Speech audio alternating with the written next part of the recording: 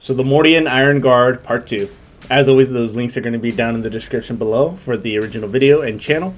And it was interesting reading through some of the comments as well on the first video about this, because I heard some things that could be hyperbole-wise, saying that every single guardsman here had to even know like all the Imperial laws, while someone had a gun at their head, and if they messed up one time, they would get shot. Heard about that they're actually close-ish to the Eye of Terror, and we're actually able to hold back the demons when they were invading like in Cadia, and we're able to hold off, I believe, the first time around. But then the second time around is when I heard that they ended up getting, I don't know if necessarily demolished, but they had a tougher time. So with all that out of the way, I believe we left off demons coming in right now, and that they're looking for a breakout. So let's go ahead and get right into the video. Which was exactly what they did. After fully getting to grasp of the situation, the command and control structure of the Mordian Iron Guard decided that holding everything was in all due essentiality impossible. Demons, traitor legionaries, and millions of chaos worshippers were quite literally raining down upon the city. They were under attack anywhere and everywhere at once. As such, the only reasonable thing to do would be to coalesce the Iron Guard into areas of strategic importance, and almost invariably, the areas deemed most strategically important were the holdings of the Tetrarchs themselves. And that might at first sound like a somewhat selfish maneuver, and, well, yes it was, obviously, but again, I remind you, Mordian was an exceedingly unstable planet, and any intelligent noble on such a planet will not be taking any chances with his own security. In all due likelihood, the Tetrarch's palaces would be virtual fortresses in their own right, fully equipped with barracks, fortifications, bunkers, and automated weapon systems. Thusly, it wasn't purely for their own self-defense, although, well, majoritively it probably was, but it also made sense from a military perspective. These areas would almost certainly be the most heavily fortified, and thusly, they would be the areas from which the Iron Guard could offer the most effective resistance. The fact that the overwhelming majority of the planet's population would be left to their own devices, well, collateral damage. Okay, so let me just rewind that real quick. I wanted to make sure I heard that right before I say anything, and then someone says, they just mentioned it, and I'll be like, I'm sorry, I didn't hear it. Hold on, just one sec. The fact that the overwhelming majority of the planet's population would be left to their own devices, well, collateral damage. Okay, so that's what I was making sure.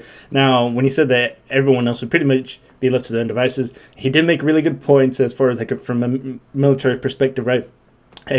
From what it seemed like, they're surrounded on all sides, right? So they're going to be fighting not only, say, if you're in like your regular defense, right? You're aiming forward, and you guys got lines of guys in their fighting holes. But in this one, it's I don't remember the movie. I think it dealt with Marines in Vietnam.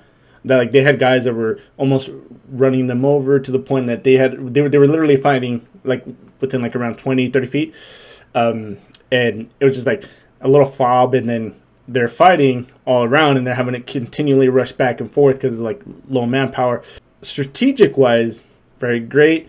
Obviously, the nobility gets their protection, right? And considering that they do have like a fortress, I would assume that they also have some people maybe working for them as far as like servants. I would assume if they were that wealthy, and because I was thinking that as far as like, okay, you have your fighting force, you've got the structure of where you're going to be at, and most likely than not, those palaces and all that have, palaces, or those the wealthy people are going to have a lot of food, and wouldn't it make sense to have people in there who aren't in that fighting room who could act?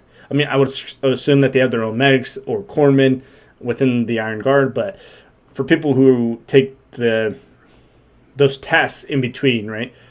Maybe bringing ammo to the Iron Guard that are, say, on the wall, right? So they don't have to like continuously go back themselves, and you can consistently have more people shooting. You can have them bring them food, making sure things stay sanitary so nobody gets sick, because you never know how long that's going to go on, like siege-wise, right? So there's a lot of things really going on, and then for the most part, though, people are going to kind of defend for themselves who don't get that opportunity to be in there. That was a bit of a mouthful. And this, of course, would be another benefit of making sure that the friends, families, and loved ones of the Iron Guard would all be billeted in the same areas as the Tetrarchs. They would be falling back to defend their loved ones. The fact that 90% of the population was about to be messily devoured by demons, they probably wouldn't give that much of a shit about. After all, these are troops that have been specifically trained to beat down this very civilian population. In all due likelihood, the overwhelming majority of the Iron Guard would view the civilian population as little more than enemies, as the very same people who are throwing Molotovs at them, shooting at them, throwing bricks at them, and who hate them. They would have absolutely no compunction whatsoever about abandoning them to the ravaging hordes. And Okay, so now I just realized that those people who handle those in-between tasks could be their family members as well, right? You know, kind of get everybody involved. And that's a good point. I mean, it sucks that it's like a human versus human, but obviously when you got a lot of people, things are going to get crazy, especially if they're in a cramped area. And for the most part, I mean, what do you think? What would you do? Would you try to help as many people as possible get in, but then again, you got to consider resources, the actual amount of space in these fortresses, or would you kind of do the same thing that they did? I mean, I can really see it either way, but considering this is Warhammer, and these people are pretty much not like your enemy, but a form of enemy, if that makes sense. That's kind of a bad way to put it, but you could understand why these Iron Guard would not like the civilian population in this case. Especially not if falling back would mean that they would be able to defend their own families. And since the Iron Guard, supremely disciplined as they are, could now occupy defensive positions, they began taking an extremely heavy toll upon the invaders. Every single hab block was turned into a fortress, every single street was turned into a killing zone, and every single palace was now bristling with heavy weapons. Las cannons, auto guns, heavy bolters, and las guns in organized, disciplined ranks firing volley after volley of disciplined las fire into the invaders.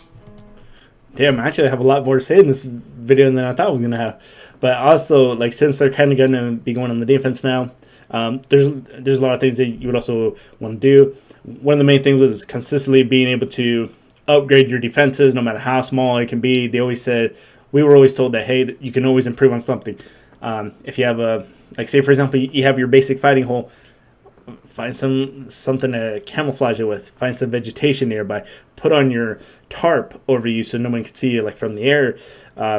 Consistently start digging out better your sectors of fire, right? Also, putting I guess like obstacles really to kind of canalize people going into one area and make like little choke points, right, where you would want them to come through, which is also why for us, whenever something looked pretty easy, like for example on a patrol, even though for us it was more like trading, most of the time we would be told, hey, never pick like the easiest way to get there. Obviously, if it's a highly trafficked area, you're probably going to be chances for like an IED, ambush, things like that. Then you always want to take the hardest route and also change the route when you come back, right? But obviously all this is all planned in the order beforehand. And since the Iron Guard do not retreat unless specifically told to do so, every single solitary one of these strongpoints would have to be taken till the last defender. Every single hab block would have to be stormed room by room in the face of fierce opposition. Every single street would have to be stormed. Every single pillbox would have to be broken into and cleansed. Every single heavy weapons emplacement would have to be destroyed, and every single guardsman would have to be killed. Mordian might be dying, but it was dying about as goddamn slow as it possibly could. Eventually, only the Tetrarch's main palace was left and its garrison of Iron Guard. They had been pushed back to this absolute last bastion that was currently brimming with weaponry. They easily repulsed an assault by traitor legionaries, which is no mean feat in and of itself, but having learned their lessons once, they sent in the cannon fodder next. Millions of practically unarmed Chaos followers were assaulting this one single strongpoint, throwing themselves against it for hours, in an effort to either exhaust the defenders or simply cause them to run out of ammunition. But even this horde attack eventually petered out and failed. However, at this point, the Mordian Iron Guard was severely reduced. They had been pushed out of virtually all of their defensive fortifications and were now fighting on the steps of the palace itself. And smelling blood in the water, the chaotic forces initiated their final assault. Traitor legionaries mixed in with demons began one last hammer blow assault upon the last Tetrarch palace on Mordia. And just as this wave of violence was to wash over the last defenders, suddenly the skies above Mordia began to clear. The astropaths located in orbit above the planet had been trying to unravel the spell that had caused the rift in reality to appear in the first place. It had taken them days, if not weeks, but they had finally managed to unravel it.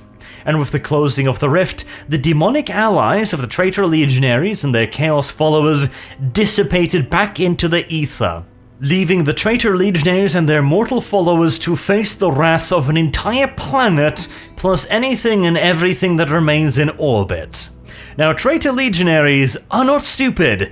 They haven't lived this long fighting battles that they know they can't win, and so they immediately began to withdraw, pulling back to any and all void-capable craft that they had taken with them during the early stages of the invasion, or trying to steal anything and everything void-capable from the planet, leaving their mortal followers behind, hopefully, to slow down the pursuit of the Iron God. Mordian had done the impossible and resisted a full-scale demon invasion for long enough for the entire thing to collapse in on itself, a feat very, very few planets within the Imperium can boast of having equaled. And it was this act that truly launched the Iron Guard into fame and fortune. Imperial commanders not only across the segmentum, but in fact in different segmentums altogether, began clamoring for reinforcements in the form of Iron Guard regiments, as their discipline was quickly recognized to be a rather handy thing to have on the battlefield. Alright, so for two things. So this is the one where you're actually able to repel that assault from the demons, right? And then two, the part where he started mentioning, it was like a couple minutes back, where he said that nobody was going to be told to retreat, and they would not retreat unless they were ordered to. Now, because of this, he was mentioning that they were going to search every little nook and cranny. Now, imagine doing that in a town, right? Bit of a pain in the ass, but could be doable depending on the size of the town. Think of a city. Okay, a lot more difficult. Hell of a lot more difficult because, I mean, cities are fucking huge compared to towns. But started mentioning that expanding more into like a countries, continent, a planet, right? Now, also like in history, in like today's world, it's still like a lot of the times where what was the saying, that a small tick can drive a big dog mad, right? And it was really referring to, for example, like certain things that are going on today as well, more like a decade ago-ish, that there's a certain country, I'm not going to say who, is going against a certain terrorist group, without getting too much into details, right? And just finding it tricky, because whenever there's somebody or a group of people who are fanatical about something, it doesn't matter what it is, and they're just continuously, as long as they have one person, technically it's not going to die, because in that case, maybe they start recruiting more, maybe they start saying whatever really they need to do to increase their numbers, right? Which makes it very difficult to actually then win that battle. If that makes sense, I mean, I'm pretty sure you can tell what I'm talking about, but I don't know how YouTube would react to that. It does, however, have a few drawbacks. While the Iron Guard can generally speaking be relied upon to fight until the last man and the last bullet, and hell, the last bayonet, this occasionally has a drawback. The Iron Guard is entirely reliant upon a functional command and control structure. They will not withdraw without orders. They will not assault without orders, which means that if their command and control system gets somehow compromised or indeed intercepted entirely, leaving the regiment without direct access to their superiors, they will simply carry out the last received order until they receive something else, which means that a regiment of Iron Guardsmen will quite happily stand in the way of overwhelming odds without retreating and die in a glorious last stand when the Okay, now as, I guess, glorious or like as badass as that may seem, right? Going out in a blaze of glory, essentially, right? I find that, and don't hate on me, this is just what I'm thinking, I find that incredibly dumb, right? You should, I mean, hell, in every single branch, but obviously only speaking from the Marine Corps side of things, you get told consistently individual actions, right? You got to be able to think for yourself. You can't just always rely on someone telling you to do step by step by step by step, right? Maybe in the beginning a little bit just so you kind of get a hang of things, but then you got to be able to, like, no one has to tell you blouse your trousers, right? No one has to tell you tie your boots. No one has to tell you, hey, make sure your gun fucking works. Do a functions check. Make sure you bring all the gear on the gear list. Even though, for the most part, a lot of people did it. But you really got to be able to already know kind of what's expected of you after some time when you do join. And then be able to act on your own, if the case happens to be that type of scenario, right? Or even then, if someone in the chain of command, like if my squad leader, sergeant, gets shot, dead. Okay. APL takes over. He gets shot, dead. Training environment, let's say that. All right, dead. Next person's coming in. Typically, for the most part, it'd be a senior, but it could honestly be anybody really in the squad. In my opinion, it's just whoever takes that initial step to actually put themselves in that leadership role, right? So I feel like this is definitely one of the biggest drawbacks I believe that they have, just from like a military perspective. I feel like at the most part, if they will only do things based on order, and honestly, I don't know how much of a hyperbole that may be. I feel like at the very least, have a rank structure, which I know they do, but if this person dies, doesn't matter what order they were given, goes to the next person. And that person wants them to follow that same order, great, follow it. If they don't, change the plans, great, change the plans, right? At least that way, they at least have somebody who's in charge. And no matter who dies, you got bam, bam, bam, bam, bam, bam.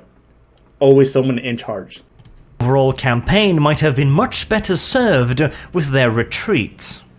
Additionally, while the Iron Guard is more than proficient in fighting in the style of modern armies that are usually employed by the Imperial Guard in a loose skirmish formation where each individual squad will operate individually, again they are entirely reliant upon that command and control system. Individual squad leaders, or indeed platoon leaders, will not act without the direct orders of their superiors. This means that they are extremely inflexible and cannot take rapid decisions in the field. Or, well, they probably could, they simply just won't. Which means that the Iron Guard is at a severe disadvantage if the combat situation is at all fluid, as they will simply not act upon their own initiative. This means that in more advanced and quote-unquote modern combat scenarios, you will be better served by practically any other Guard regiment.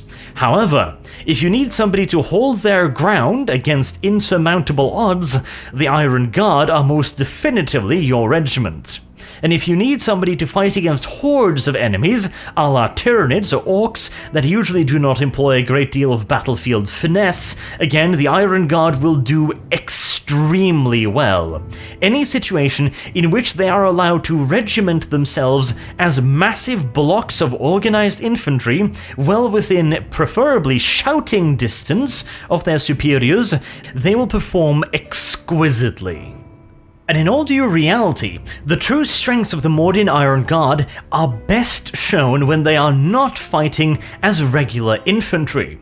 The Mordian Iron Guard, of course, comes in many flavors, as most Imperial Guard regiments do. They can be in the form of an armored regiment, artillery regiments, super heavy tanks, specialized engineer regiments, heavy infantry, light infantry, although that is fairly rare, since light infantry usually require a certain degree of autonomy, since they are often expected to operate outside the usual command and control structure, and of course, good old-fashioned line infantry. But whilst of Now, do they need orders more or less of, hey, do this, this, and this. I want you to do it this way, with this, etc., right? Or is it more just like, hey, I need you to take over that trench, and that's it, right? Like, you don't really give specifics on how to do it, but and then maybe there's a little bit of freedom as to for how they would want to approach it, or would they be like, okay, do you want us to go just straight at it? Do you want us to flank around the side? Maybe having support by fire, provide some covering fire to keep their heads down while we have another squad flank around, right?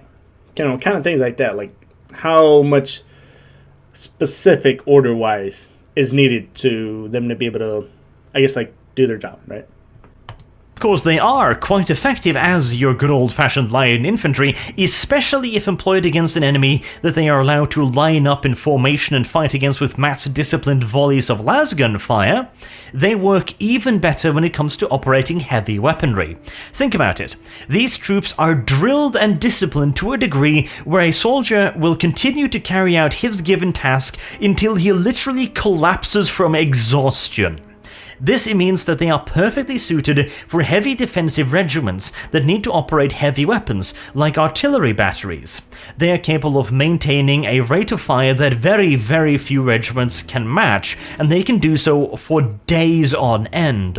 Same for heavy armored companies. They can continue to carry out their duties in a tank crew, for example, almost beyond the limits of human endurance. The same also goes for super heavy regiments, where the supremely disciplined and enduring crew can continue to operate the various systems on a Baneblade, for example, at peak efficiency for far longer than most regiments, allowing super heavy vehicles to truly live up to their full potential without necessarily worrying about the constraints of their oh-so-fleshy crew members.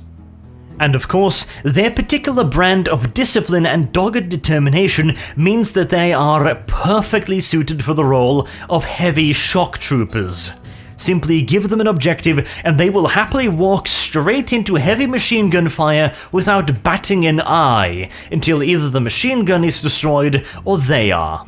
Additionally, these non-line infantry roles has one considerable benefit. It allows the Mordians to be placed away from other Imperial Guard regiments. The average Iron Guardsman has a stick so far up his ass that he rivals your average Imperial fist. And he values discipline and self-sacrifice above everything else. In other words, they are completely and utterly insufferable moral busybodies that are entirely convinced of their own superiority compared to any other Imperial Guard regiment in existence. Hell, they will barely and grudgingly admit that maybe the Adeptus Astartes could rival them when it comes to discipline and purity of purpose. This, unsurprisingly, tends to grate on the nerves of anyone placed nearby. In fact, I would absolutely... So they didn't say strength. They said terms of discipline and purity. Kind of hard to quantify the purity. I mean, unless you're talking about like a Black Templar, right? As far as like the service to the Emperor. As far as the discipline, it's kind of a tough one. Honestly, everybody's pretty much disciplined. As far as I've seen, I know there's certain guard regiments that are, some are supposed to be considered feral, or some are just like a little ramshackled together. But discipline would be very difficult as far as to be able to, I don't know, I can't think of anything off the top of my head, but let me know down in the comments below. Who do you think it would have more discipline, I guess, in whatever area it may or may not be? Absolutely love to see the situation that would occur if you put an Iron Guard regiment next to a regiment of Maccabian Janissaries. Both sides would be trying to beat the other one above the head with their chosen brand of morality. The Iron Guardsmen would be trying to instill within the Maccabian Janissaries the benefits of a strict moral disciplinary system, while the Maccabian Janissaries would be trying to beat the Iron Guardsmen over the head with the Book of Emperor bothering until they finally submitted that the God Emperor was correct in absolutely everything and that they should pray more often. Personally, I would imagine that at the very least small arms fire would be exchanged between the two forces within minutes of them talking to each other. And finally, let's go over their equipment.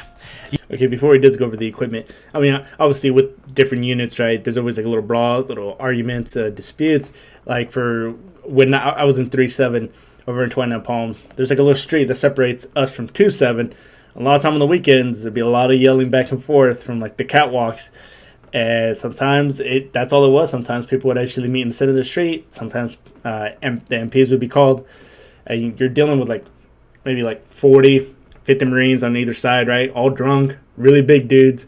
And you got 2 MPs trying to diffuse the situation. But obviously, as far as I know, I don't think there's ever been a unit, although I could be wrong, or a disagreement with, like, say, I don't know, let's call it a unit or other branch-wise where people would actually shoot each other. I mean, that would be, like, I mean, it's pretty easy to say that that's taboo, right? Never shoot one of your own, because we're obviously all on the same team, all the branches, all that. I feel like the most, it would probably just be like a fist fight, maybe, a little shoving back and forth.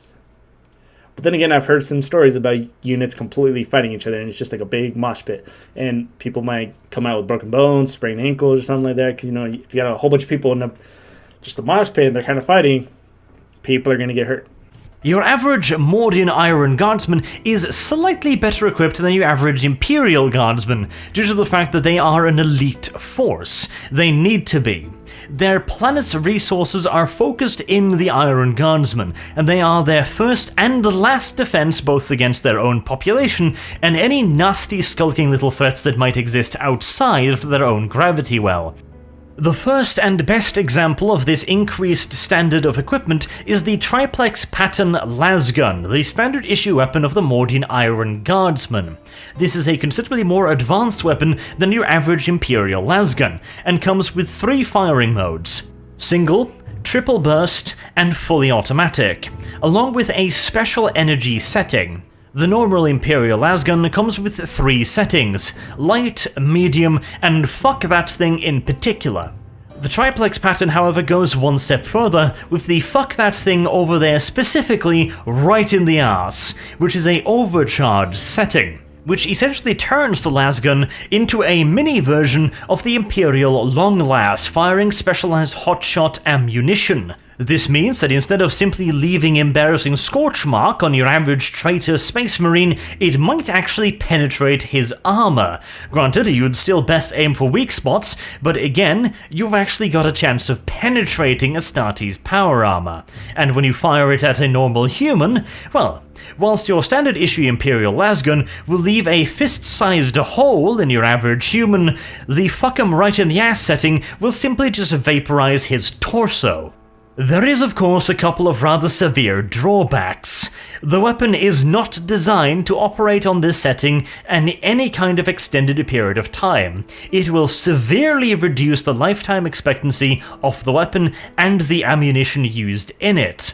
Worst case scenario, both the power pack and the weapon will be rendered inoperable, and worst case scenario, the power pack might simply just explode.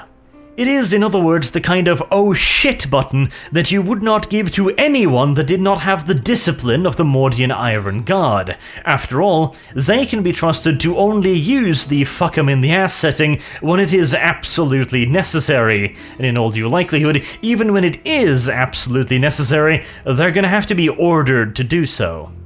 But of course, even the finest weapon in the galaxy is of little use without some actual ammunition. The Mordian Okay, so I understand that when he said that they were supposed to be like the more elite version of certain guardsmen, and that this is why they had the better lasgun, but Could it also be, I mean, depending on the size of a regiment as well, right? It could also be a factor as far as, can they have a lot of this, like say, for example, you have 1 million people here and you got 100,000 people here. Most likely than not, those 1 million people are going to get the shittier weapons, while the people in the 100,000 are probably going to get something a little better. Just because there's less of them, it requires less resources. You know, I think it may be that. Because, you know what, I haven't really thought too much about sizes as far as regiments. A little bit with the Legion / chapters, kind of. As far as I remember, the Black Templars were the only ones so far that weren't really following, was it like 1,000 Astartes, right? In a chapter. And I think the only one that actually knew the number was the guy who's actually in charge of that chapter. Don't remember his name, but I also remember that nobody really wants to challenge them, or at least tell them, hey, you're not following Gilliman's rule, which I think it was his new rule, right? An Iron Guardsman carries 2 charge packs, and unlike most veteran soldiers, he is likely to carry just 2 charge packs, unless specifically ordered to bring more. In the unlikely scenario that the Iron Guard officers have misjudged the amount of ammunition they require, each guardsman is also equipped with a Mordian pattern combat knife. This is less of a knife and more of a sword. In fact, it would probably be correct to refer to it as a sword bayonet. This means that it is a fair bit larger than your average knife, and thusly can be used both for slashing and stabbing in close quarters combat. And speaking of good old-fashioned CQC, the Iron Guardsman is also enhanced with a surgically implanted injector system with 5 doses of combat stims. These will allow the Iron Guardsman to continue fighting despite injury and exhaustion for a considerable amount of time. Of course, utilizing all 5 charges is going to have a rather severe effect on his system when he finally gets off the stim high, and he's going to be feeling one fuck of a hangover, but at least, in all due likelihood, he will still be alive to feel said hangover. And finally, on the weapon front, the Iron Guardsmen are not usually equipped with grenades. They may be issued grenades by a superior officer, however, normally they do not carry crack nor frag grenades of any sort. And the reason, of course, is that that kind of weapon usually requires some kind of personal initiative on when you're supposed to be throwing your explosive device. And real quick, with the crack grenade, because I know it's an anti-tank, or it's for to take out tanks, why not just call it an anti-tank grenade? You know what, actually crack sounds a little better. Crack with the K. And the Mordian Iron Guard view personal initiative kinda like the bubonic plague, with hatred, disdain, and not a small amount of disgust. When it comes to personal protection in the form of body armor, the Iron Guard are a little bit unique because of course they enter into battle in full dress uniform. However, that does not mean that they are entirely unarmored. In fact, those pretty little dress uniforms are flak vests, with the entirety of the uniform consisting of layers of ablative and impact-absorbent materials, which provides roughly the same armor protection as your standard issue flak vest. Talking about a flak vest in there or in real life? And then again, Warhammer 40K is in the future.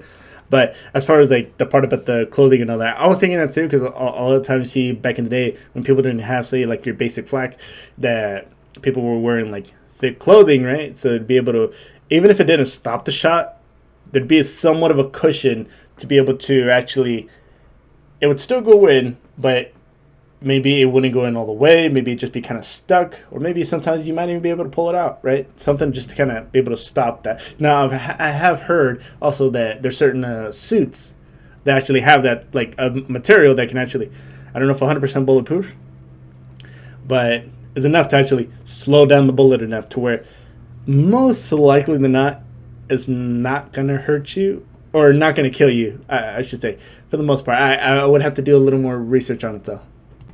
Which actually means that despite their pretty little looks, the Iron Guardsman is better protected than most Imperial soldiers. And finally, of course, we come to the necessities. A rucksack, poor weather gear, anointed maintenance toolkit, a mess kit and water canteen, 2 weeks of rations, a blanket, a sleeping bag, a rechargeable lamp pack, a grooming kit, very, very important as far as the Iron Guard are concerned, dog tags, a copy of the Imperial Infantryman's uplifting toilet paper, and of course a dress uniform cleaning kit. Because, well, duh. After all, the minor inconvenience that you find yourself in a life or death struggle against the enemies of humanity is no excuse to not keep your uniform properly pressed and cleaned. And that, ladies and gentlemen, is the Mordian Iron Guard. I have been Arch. Thank you very much for watching, and I hope to see you all again soon. Have a good day. Alright, so let's go ahead and talk about that for a minute. Now, only had some things that I didn't say just because it was the ending almost. I just wanted to let it go and I explain it here. But as far as the part with the hygiene kit, I don't know what the hell it is. I understand, say for the Marine Corps exactly, right? That no beards, no you can have a mustache, but it had to be in certain regs. And that the beard was more if you had a no shave chip. And mainly for people who got like razor bumps, they would shave it every morning. Now your hair only being 3 inches long, or as tall as your ID card. And then the reasoning from behind that, from what I heard, was that it was somehow related to the gas mask, which would also relate to the beard, right? That you want to make sure you had a good seal. And also, quite frankly, when my hair would get a little long, because I mean, people would let it grow out past those 3 inches, right? I did. I think the most I ever had it was like 4 inches before it would look really bad. And then I remember when I would put on my actual Kevlar, that for some reason my head would start hurting, right?